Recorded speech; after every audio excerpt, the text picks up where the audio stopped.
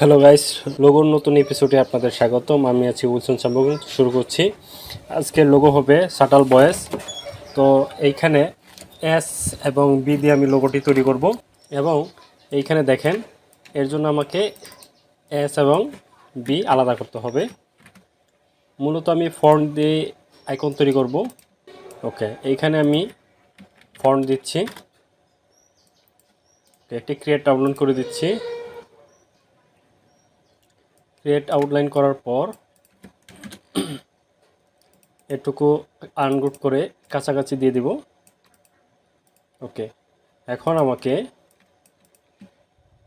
এই সম্পূর্ণ ধরে একটু ভিতরে দিতে হবে, দিয়ে এইখান থেকে অবজেক্ট থেকে পাথ অফসেট পাথ করে দিতে হবে। 10 করে দিলাম।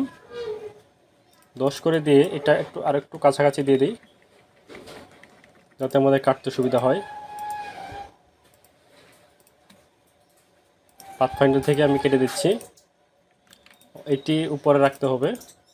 অ্যারেঞ্জ, ব্রিং টু ফ্রন্ট, কেটে দিলাম। কাটা শেষ হলে আমাকে এইটুকু ধরে টেনে সামনের দিকে আনতে হবে। তো এখানে দেখতে পাচ্ছেন আমি এইখানে কিছু ডিজাইন করব। ডিজাইন বলতে এখানে দেখেন কিছু একটা শেপ তৈরি করি। এই আমার একটা এখান থেকে শেপ পেয়ে গেলাম। এখন আমাকে এইখানে বসাতে হবে।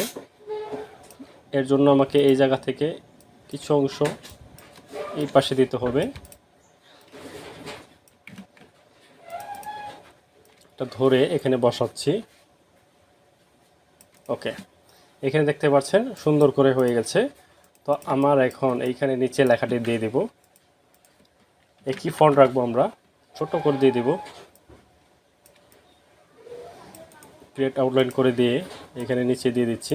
সবগুলো ধরে গ্রুপ করে দিচ্ছি এবং অ্যালাইন করে দিচ্ছি এবং কন্ট্রোল অল্টার এস দিয়ে যাই হোক সবগুলো ধরে বড় করে দিচ্ছি। এখন আমাকে কালার দিতে হবে। আমি কালার দিয়ে দিচ্ছি এখান থেকে ব্লু কালার। এটি আমি দিয়ে দিচ্ছি গ্রিনটের মধ্যে একটু লাইট গ্রিন দিচ্ছি। ওকে, তারপরে এখানে আমি দিয়ে দিচ্ছি ইয়েলো কালার। ওকে, সবগুলো দেওয়ার পর এখন আমাকে গ্রুপ করে দিতে হবে। গ্রুপ করে এটির মধ্যে আমাকে ব্ল্যাক রাখতে পারি, আমি কোনো সমস্যা নেই। অথবা আমি কালার দিয়ে দিচ্ছি, অথবা এখান থেকে আমি গ্রেডিয়েন্ট কালার দিয়ে দিতে পারি। গ্রেডিয়েন্ট কালার দিলে আরও খারাপ লাগবে না, ভালো লাগবে। এইখান থেকে এক পাশ আর এক পাশ ব্লু কালার, মাঝখানে আমি একটা কালার দিই যেটা ইয়েলো কালার। ওকে, এখন টেনে সুন্দর করে এইভাবে মাঝখানে ছেড়ে দিব। এখন দেখেন খুব সুন্দর লাগছে।